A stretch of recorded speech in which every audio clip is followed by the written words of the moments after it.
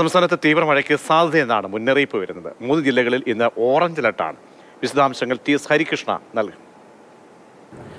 സംസ്ഥാനത്ത് വീണ്ടും കാലവർഷം സജീവമാവുകയാണ്. വരും ദിവസങ്ങളിൽ അതിശക്തമായ മഴയ്ക്ക് സാധ്യതയുണ്ട് എന്ന് കാലാവസ്ഥാ നിരീക്ഷണ കേന്ദ്രത്തിന്റെ പ്രവചനത്തിൽ പറയുന്നുണ്ട്. ഓരോ ജില്ലകളിലും എങ്ങനെയൊക്കെയാണ് മഴ മുന്നറിയിപ്പ് എന്നുള്ള കാര്യങ്ങളാണ് നമ്മൾ പരിശോധിക്കുന്നത്.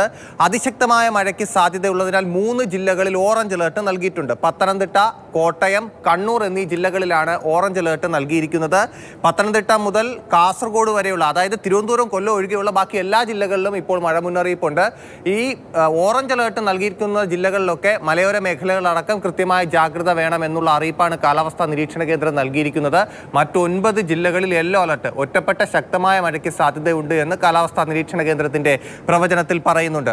അതായത് വരും ദിവസങ്ങളിൽ ബംഗാൾ ഉൾക്കടലിൽ ചക്രവാത ചുഴികൾ രൂപപ്പെടാനുള്ള സാധ്യതയുണ്ട് എന്ന് കാലാവസ്ഥാ നിരീക്ഷണ കേന്ദ്രം അറിയിച്ചിട്ടുണ്ട്. അപ്പോൾ അതിൻ്റെയൊക്കെ സ്വാധീനത്താലായിരിക്കും മഴ കൂടുതൽ കനക്കുക.